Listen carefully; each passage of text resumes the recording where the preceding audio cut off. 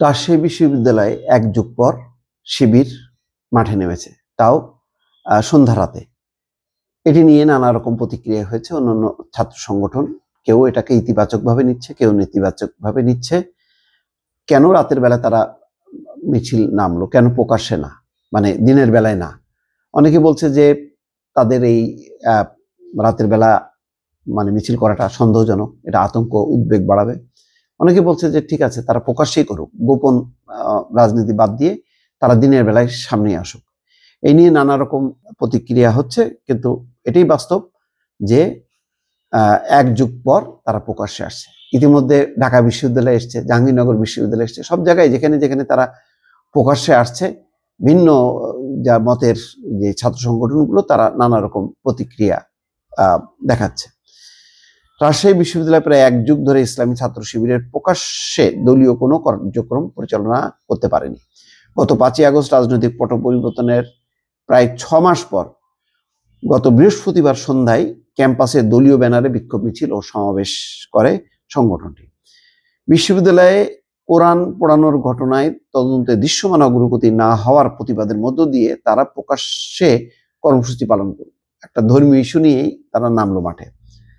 দীর্ঘদিন পর ছাত্র শিবিরের দলীয় ব্যানারে আত্মপ্রকাশ করাকে কেন্দ্র করে ক্যাম্পাসে সক্রিয় ছাত্র সংগঠনগুলো প্রতিক্রিয়া জানিয়েছে। রাজশাহী বিশ্ববিদ্যালয়ের রাজনীতিতে ছাত্র শিবির সক্রিয় হওয়ার পর ক্যাম্পাসের ক্রিয়াশীল 6টি ছাত্র সংগঠনের 7 জন নেতার সঙ্গে কথা বলেছে প্রথম আলো। তারা বলেন, গোপনে রাজনীতি করার চেয়ে প্রকাশ্যে রাজনীতি করা শ্রেয়।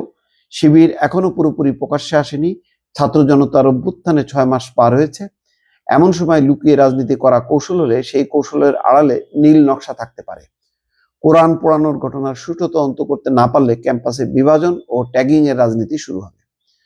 ছাত্র শিবির ধর্ম চর্চা করছে নাকি রাজনীতি করছে বিষয়টি এখনো পরিষ্কার নয় বলে মন্তব্য করেছেন বিশ্ববিদ্যালয়ের শাখা ছাত্রলীগের যুগ্ম আহ্বায়ক মাহমুদুল হাসান। তিনি বলেন, ক্যাম্পাসে এই মুহূর্তে রাজনীতি করার মতো সুষ্ঠু পরিবেশ থাকার পরও রাতের আধারে মিছিল করা খুব ইতিবাচক নয়। জুলাই বিপ্লবের পর আমরা আশা করেছিলাম দেশের ছাত্র রাজনীতির মাধ্যমে একটা নতুন রাজনৈতিক ধারা সূচিত হবে। ছাত্র সংগঠন হিসেবে ছাত্র শিবির কি এখনো ধর্ম নিয়ে রাজনীতি করার চেষ্টা করছে নাকি জুলাই আগস্ট অভ্যুত্থানের চেতনা নিয়ে রাজনীতি করছে, বিষয়টি আগে সাধারণ শিক্ষার্থীদের কাছে পরিষ্কার হতে হবে। তারা রাতের আধারে যেমন মিছিল করছে, তেমনি রাতের আধারের মতোই তাদের কমিটিকে লুকিয়ে রেখেছে। তারা প্রকাশ্যে এসে রাজনীতি করুক, আমরা অবশ্যই সাধুবাদ জানাবো, কিন্তু তারা পূর্ণাঙ্গ কমিটি প্রকাশ না করে ভিন্ন ব্যানারে ভিন্ন সংগঠনে যুক্ত থেকে রাজনীতি করছে। বিপ্লবের 6 মাস পরও এটি যদি তাদের কৌশল হয়, সেই কৌশল কিন্তু বেশি গোপন থাকলে আবার নীল নকশায় পরিণত হবে। বোঝা যাচ্ছে একটা নেগেটিভ প্রতিক্রিয়া। ছাত্র জনতার অভ্যুত্থানে 6 মাস পরও ছাত্র শিবির কেন গোপনে রাজনীতি করছে সেটির ব্যাখ্যা সংগঠনটির নেতারাই দিতে পারবে বলে মনে করেন ছাত্রদল শাখার আহ্বায়ক সুলতান আহমেদ।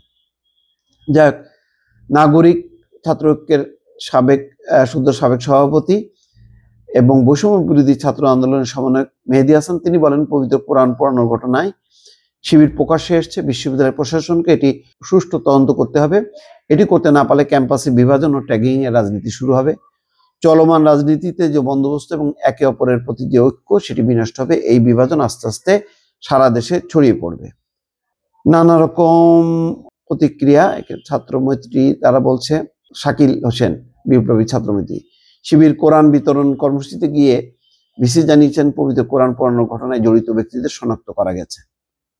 যাই হোক, এখন ছাত্র ইউনিয়নের একটা অংশ বলছে বিশ্ববিদ্যালয়ে যারা সাম্প্রদায়িকতা রাজনীতি করে তারা ধর্ম ও ধর্মগ্রন্থকে ব্যবহার করে রাজনীতি করে।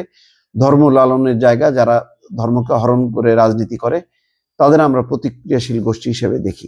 এই বিশ্ববিদ্যালয়ে বিভিন্ন ছাত্র নেতারা তাদের হাতে রক্তে রঞ্জিত হয়েছে। বামপন্থী ছাত্র সংগঠনের নেতারা খুন হয়েছেন, অর্থাৎ অতীতের অনেক ঘটনাগুলি মানে সামনে আনা হয়েছে। ছাত্র শিবিরের সেক্রেটারি সাথে যোগাযোগ করার চেষ্টা করেছে প্রথম আলো, কিন্তু তিনি কোনো কথা বলেনি। যাই হোক, এটা এক যুগ পর তাদের প্রোগ্রাম করাটা একটা উল্লেখযোগ্য বিষয়। ধারণা করা হচ্ছে হয়তো তারা খুব দ্রুতই তাদের শক্তি প্রদর্শন করবে প্রকাশ্যে এবং আস্তে আস্তে রাজনীতিটা ওপেন হবে, এবং ওপেন হওয়াটাই যুক্তিসঙ্গত। কোনো গোপন কোনো কার্যক্রম না থাকাটাই ভালো। দর্শক ভালো থাকবেন, আল্লাহ হাফেজ।